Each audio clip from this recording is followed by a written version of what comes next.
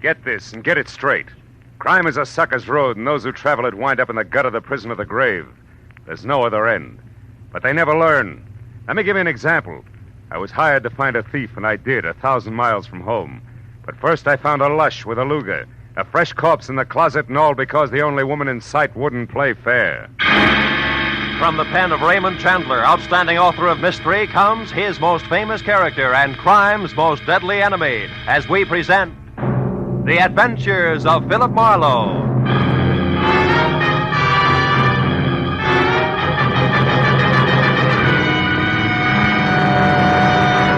Now, with Gerald Moore, starred as Philip Marlowe, we bring you tonight's exciting story, The Unfair Lady.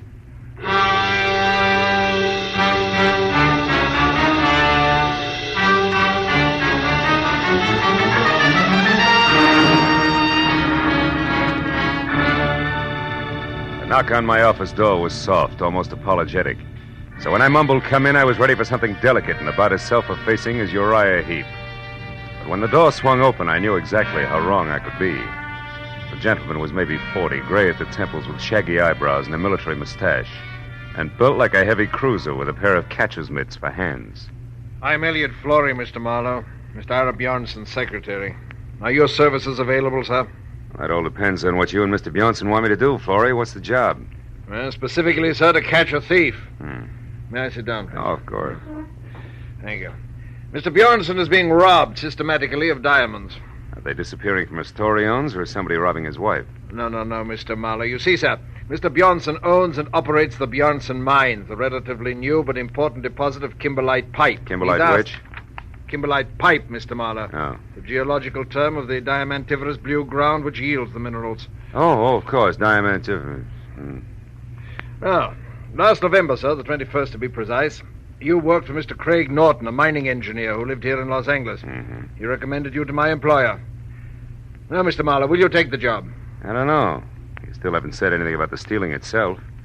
Is it a Bjornson representative here in Los Angeles who's coming up minus? It's Mr. Bjornson himself who's being robbed, Mr. Marlowe, at the mine proper. Oh, I see. And he wants me to, wait a minute. This diamond mine wouldn't be in South Africa. No, sir, it wouldn't. It's at Rislo. It's a hamlet 100 miles south of Nogales. South of where? Nogales, Mr. Marlowe, is a city in Arizona, a few hours' drive from Tucson at the Mexican border. Oh, now, look, Mr. Flory, I'm a private detective in the city of Los Angeles who's at home in a barn, a back alley, or sometimes with a blonde. Not in rural Mexico. Is that clear? Oh, yes, sir, perfectly. Also, it's something that Mr. Bjornson anticipated. I refer to your reluctance to make the trip, sir. To Mr. Bjornson in Rislo, Los Angeles is the nearest metropolis where a dependable private detective could be found. To you in Los Angeles, Rislo is a new world. Therefore, Mr. Marlowe, these papers. The first is your plane reservation, De Luxe Passage, leaving tonight for Nogales, where you will be met and chauffeured across the border to Rislo. You know, you tossed that off like it was transferring from the red bus to the E-car downtown. It's less complicated, sir, I'm sure. It is? Now, these other papers, Mr. Marlowe, are both checks, each for $500. One is your fee, and the other for expenses, not including your air travel. Your decision, sir. Oh, well, my decision, Mr. Flory, is that for $500 plus, Rislo is plenty cosmopolitan for me. I'll go. You'll go? I'll go.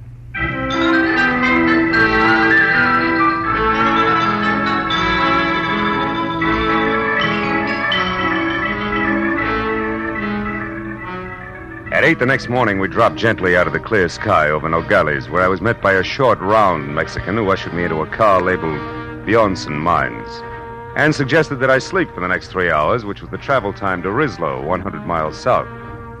So after 30 minutes of panoramic dry, sandy hills and occasional cactus, I did. When I woke up again, it was better than noon, hotter than Hades, and we were parked at a filling station in Rislo itself, which could have passed for home if you happened to be a prairie dog.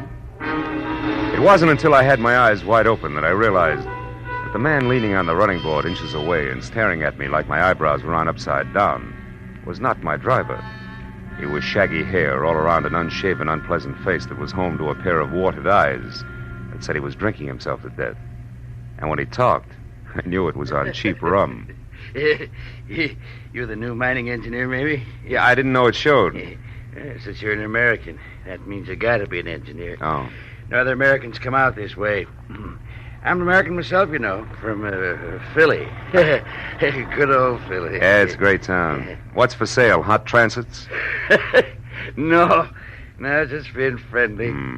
Name's Calder, M.J. Calder. I'm staying over at the Granada Hotel for a while, first floor rear. Why don't you look me up some night, any night along about 8? I used to be an engineer myself. Might chew fat a while. Yeah, we might do that. So, well, I'll look forward to it. So long, pal.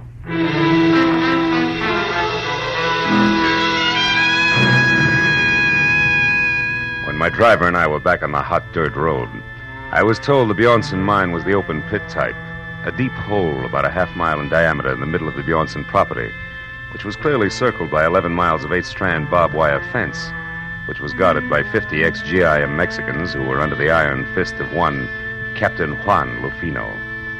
20 minutes later, when we entered the main gate and were slowly driving up a neatly landscaped white pebble road, I got a different picture of life at the Bjornson mines. It was the residential side, plush and strictly Beverly Hills, and the sprawling red brick house past the green and white tile swimming pool to the guest house beyond. Inside, I found the multimillionaire himself. It was a bald 50, perspiring and shaped like a bowling pin. At 10 o'clock last night, Marlowe, it happened again. $5,000 worth of stones. The 7th robbery in as many weeks, excluding, of course, the usual trickle. The usual trickle? $1,000 or maybe $2,000 worth a month. That stealing nobody can stop. The natives, the guards, visitors, everybody. But most of them we catch, Marlowe, because in the first place, our policing is very thorough. And second, to steal a rough diamond is one thing, but to get rid of it is something else again. Well, tell me, Mr. Bjornson, these big thefts you're concerned about, do they all have anything in common? Yes. 2 things, Marlowe. They always occur at night, and they are the work of somebody who knows my habits and has a good knowledge of the inside of my house. The big safe is never bothered. It is always some drawer or cabinet where I am keeping stones temporarily. I see. And, Mr. Bjornson, has anybody ever seen this thief? Last night, Helen Austin saw what could be the man running through the grounds at about 11 o'clock. She said he was tall with a lot of wavy hair. She said that he was not the Mexican. Oh, by the way, Marlowe, Mrs. Austin and her husband are staying in the guest house where you will be put up. He works for you, Mr. Bjornson? No, Kelly Austin has a mine of his own about 5 miles from here. Smaller than ours, but rich, nevertheless. Oh, this will be Captain Lufino. Don't mind if he appears unfriendly, Marlowe. He considers your presence here a personal insult. Come in. You wish to see me, Senor Bjornson? Yes, Lufino. This is Mr. Marlowe, the detective. When Senor Flores came back this morning, Senor Marlowe, he spoke very highly of your reputation in Los Angeles. Mr. Flory only talked to my friends in Los Angeles, Captain. Now, Mr. Bjornson, you were telling me about the Austins. Yes, they have been with us for 2 or 3 months now, while their new house is being constructed at their own mine.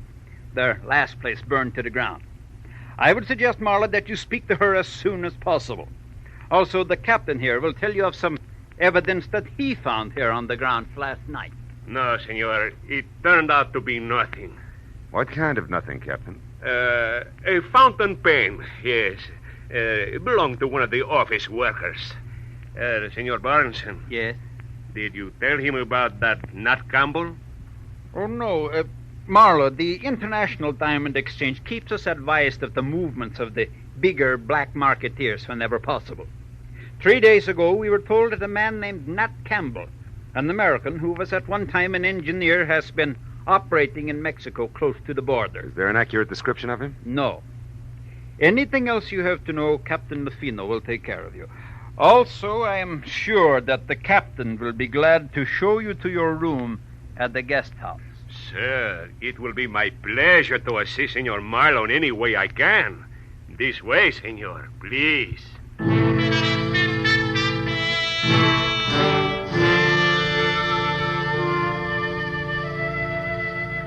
Captain Lufino's interpretation of assist was to hand my suitcase to a boy, point a thick thumb in the general direction of the guest house, and disappear.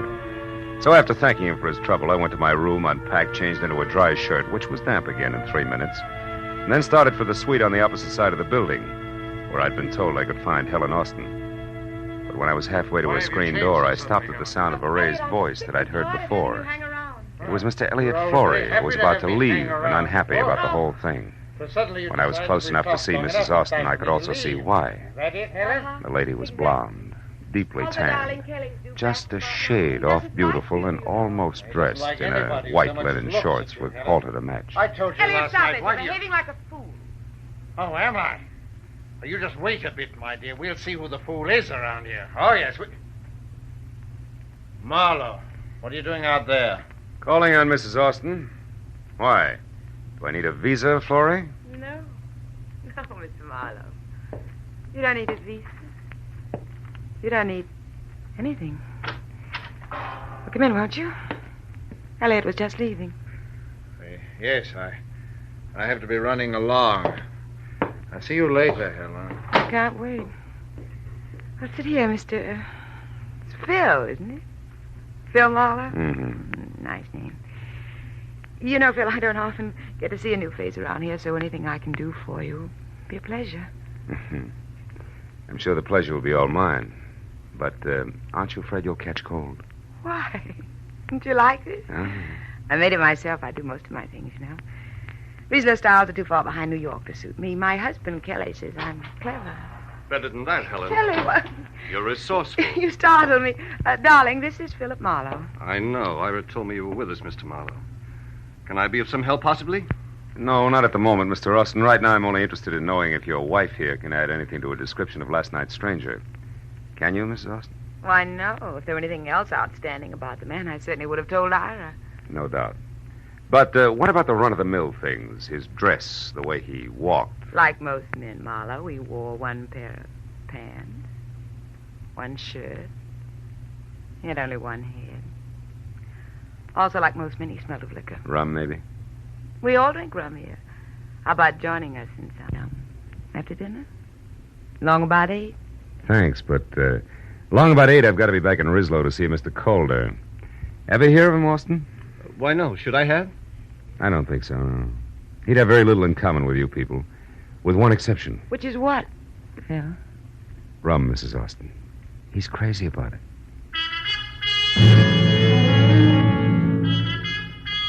After I left Kelly in what with one healthy cloudburst added would make a great Sadie Thompson, I found Ira Bjornson and told him that I thought last night's stranger, one M.J. Calder and Nat Campbell, could be all one and the same.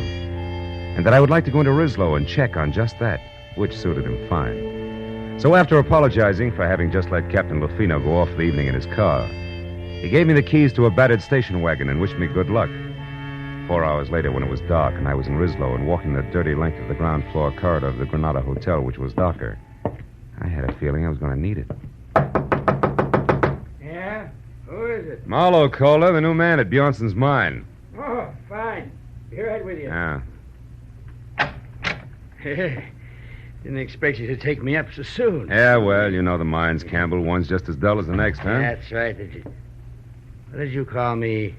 Campbell. That's it, isn't it, Nat? No. The name's Calder, M.J. I told you that today. Yeah, and at the time I believed you, good old Philly included. Come on, Rummy, uncover the masquerade's over. Open up while you still can talk. What do you say? Okay. Okay, ain't the biggest secret in the world. Here, sit down. Why, you lousy lush! You don't aim any better than you lie! I had enough, I tell you. All right, we'll see. Now, come on, get up. We'll start all over again after we check you once. Yeah. The kind usually has a nasty Luger tucked away someplace. All right. Now, what do you know about... Hey, Campbell, that stuff over there seeping under the closet door. The color isn't right for rum, brother. It's too red. Well, Captain Lufino. Yeah, he's dead, Marlowe. So don't move. You'll be right with him. Yeah, you see, I was right, Campbell. Your kind always has a nasty Luger someplace. Marlowe, I didn't do that. I didn't kill him. Oh, yeah, sure. He committed suicide in your closet and closed the door as a gag, I suppose. Yeah, that's enough. I don't try to be funny. I didn't even know he was here. I was out. When I come back, I found him. Campbell, that line retired with a flintlock rifle. If you hadn't parboiled your brains in fusel oil, you'd realize it. But it's the truth. I'll tell you what the truth is, cousin. Lufino had a piece of evidence that tabbed you as being out at Bjornson's mine last night at 11 o'clock. But he passed it off as a fountain pen that meant nothing because he resented me horning into his territory. Then he came here alone to put a pinch on you and get the credit. Only you dropped him instead. That's a lie. And I can prove it by the best witness in Mexico, next to Bjornson himself. Who are you talking about? One Mr. Elliot Flory, that's who. I was in the Cafe Quilota last night at 11, and Flory saw me there. No dice, Campbell. Flory didn't get in from Nogales until this morning. You're pretty seedy for a big city boy. Yeah? You can check the bartender at the cafe and see if I'm not right. But right now, I'm going to put you away so I can get out of here. Now turn around and walk slow. Out the back way and down the stairs. Go on, move. What are you going to make my murder look like? Robbery?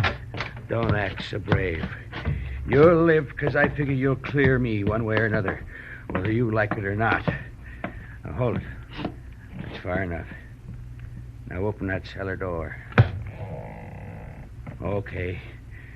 When you get out, don't waste time looking for me. I won't be around.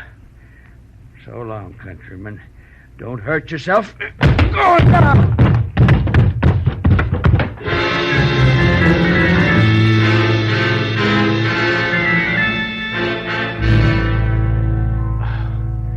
The cellar was as light and wholesome as a Parisian sewer. Even with the help of several generations of termites, it took a half an hour to break out. When I got upstairs again, it was deserted except for the late Captain Lufino. I went through his pockets, but they held nothing more exciting than battered cigarettes and some small change, but under the tight sash around his waist was a small green suede pouch containing 3 minute diamonds in the rough. I began to see what Bjornson meant by the usual trickle. Everybody, including the chief of his own guard, seemed to be in on the act. I dropped the pouch in my pocket and headed for the Quilota Cafe, where 2 American bucks and a nasty snarl at the bartender brought me the fact that Elliot Flory actually had been there last night. Had waited 2 hours for somebody who didn't show up, and then left. That made my next stop the mine. So I bounced the station wagon out of town, back to Bjornson's house, and started in. But a pair of bare shoulders above a snug linen halter intercepted me. Hello. You're back safe, I see. Enjoy all the sights in our filthy, stinking little town? Not much, Mrs. Austin. You should have taken me along as a guide. I could show you lots of interesting things. Like what, for instance? Like the sky and the moon. I like things clean, soft. I like lights and music and people. I like you, Marlowe. Save it. That buttons and bows routine is strictly your own problem. I've got work, and it starts with Elliot Flory. Where is he? What makes you think I'd know that? Because you two have been keeping close track of each other for some time. You're anxious to drop it, but Flory isn't. And now he's got a hold over you, and you're worried silly. Why, and you skip did- that, too. From what I know, I can fill in a very unpleasant yarn, and I will if I have to. So come on, baby, no dramatics. Let's have it. Where's Flory? Marlowe, you're a louse. But at that, you're better than he is.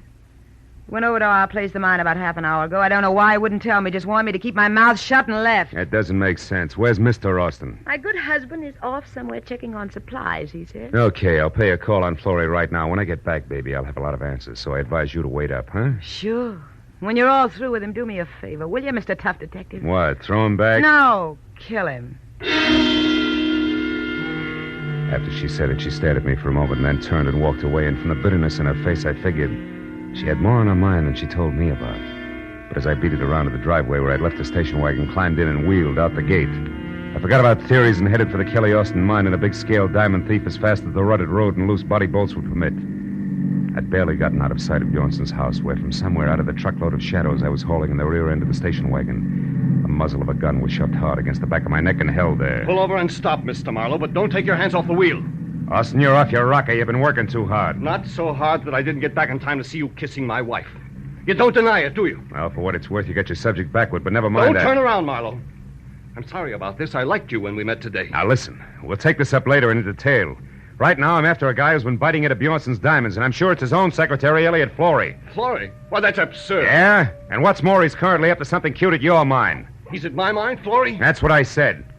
Now, after I've seen him, Buster, I'll be indignant with you all night if you like. You're a clever liar, Marlowe, but it won't work. You're not getting out of this that easily. I'm going to tell Bjornson what you've done, but first, you cheap masher, I'm going to get some satisfaction out of you personally like this. Oh!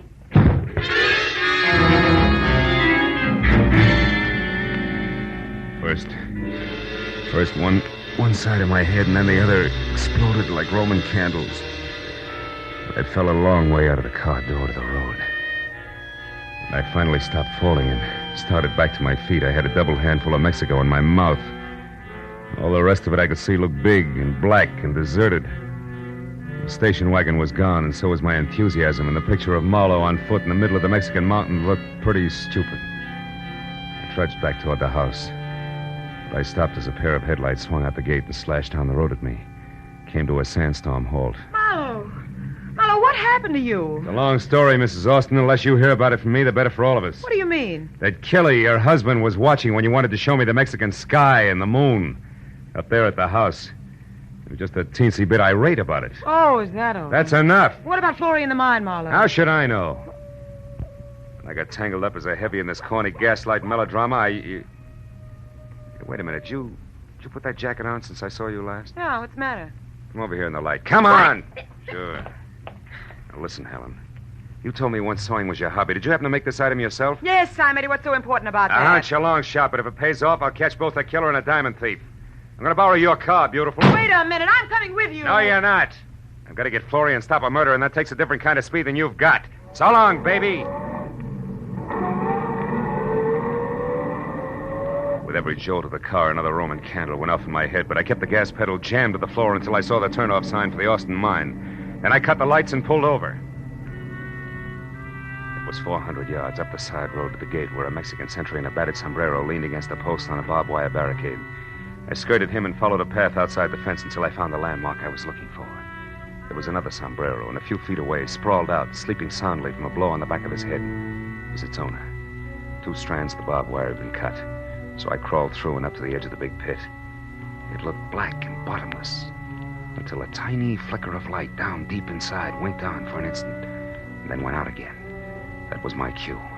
But I was 15 tooth and nail minutes playing mountain goat on tiptoe down 150 vertical feet of ladders and catwalks before I was near the bottom and close enough to hear a pick biting hard clay.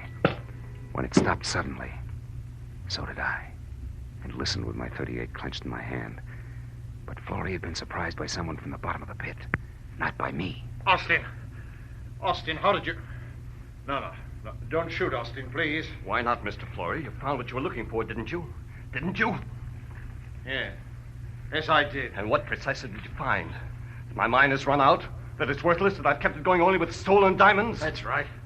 I suspected it. Now I know. You're the one who's been stealing from Bjornson. You bring the diamonds here, you salt your own ground with them, and then remine them as fresh stone. And get the full market price, yes.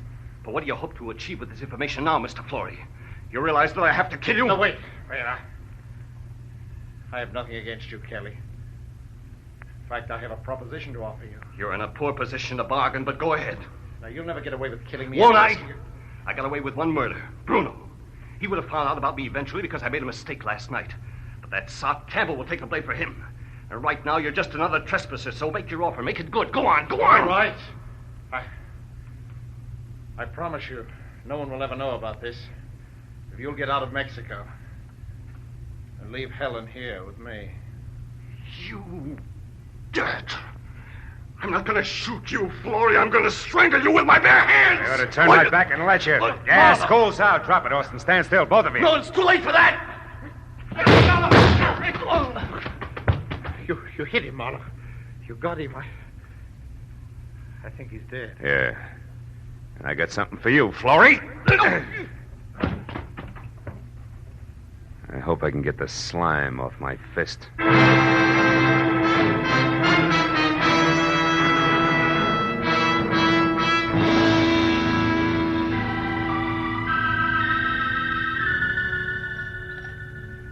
Please, Marlowe, pour yourself another here. It'll help your headache to go away. Oh, thanks, Mr. Bjornson. It's cooler out here than it was inside. It's better now, thanks. I don't know. I am happy and I am sad both. You found me my thief, all right, but you lost me a friend in the bargain. Mm-hmm. And the way we live out here, our friends are as dear as our diamonds. Well, there's one thing about diamonds, Mr. Bjornson. They won't go bad on you. You're right there, my boy. It's hard to realize that Kelly Austin was our man. Yeah, I imagine it is. You said it was Helen's jacket that gave you the answer. How was that, Marlowe? Well, Lufino was carrying a little green suede pouch. I thought it was his. But actually, that was a piece of evidence that he found last night. wasn't until I saw Mrs. Austin's jacket of the same green suede that I realized the pouch must have been made from the scraps left over from the jacket. I see. And since the wife sewed the jacket herself, that made the husband the logical owner of the pouch. That's right. You know, in a way, you might say Helen's responsible for the whole mess. How do you mean, Marlowe? Well, it all adds up like this. Helen wanted diamonds bad. Her husband started stealing for her. Things went well until he almost got caught. That was last night, huh? That's right. Running across the lawn, Kelly dropped the little pouch.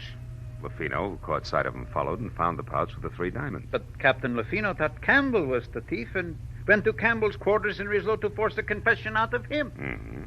Kelly followed him, killed him before he learned too much, knowing that the rum-soaked Campbell would take the rap. That Austin woman, she's got no business here in this desolation.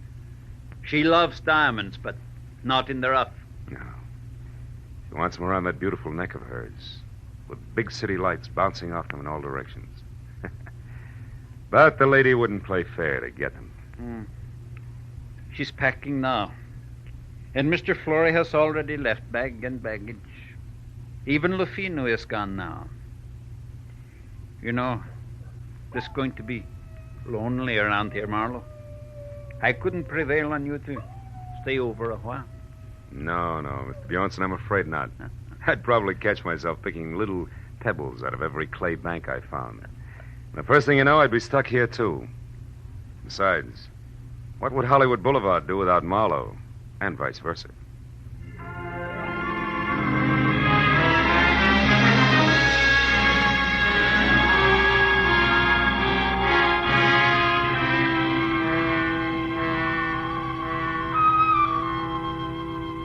When the driver who was taking me back to Nogales was finally ready, and we started out of the mines, I took a long last look down into the gaping, dirty, lonely pit that was the Bjornson diamond field. And then, as we headed north and for the border, I settled back and thought about my own diamond field. The one that stretched out for 50 miles from the San Fernando Valley to Long Beach in blazing brilliance. Yet, in its own way, I knew it was just as dirty, just as lonely, and just as tough as the pit at Rislow. But it was my hometown.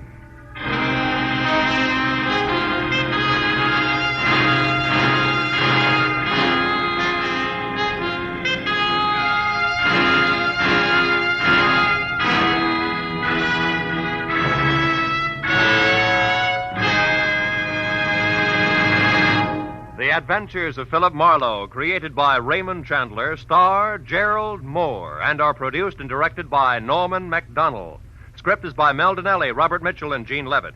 Featured in the cast were Parley Bear, Betty Lou Gerson, Hans Conried, Paul Dubov, Wilms Herbert, and Nestor Paiva. The special music is by Richard O'Runt. Be sure and be with us again next week when Philip Marlowe says... She had soft brown eyes and an accent, and she came to town with a job to do. But before it was done, death had struck 3 times. Then she was gone. And all because of 30 drops of pigeon's blood worth $50,000.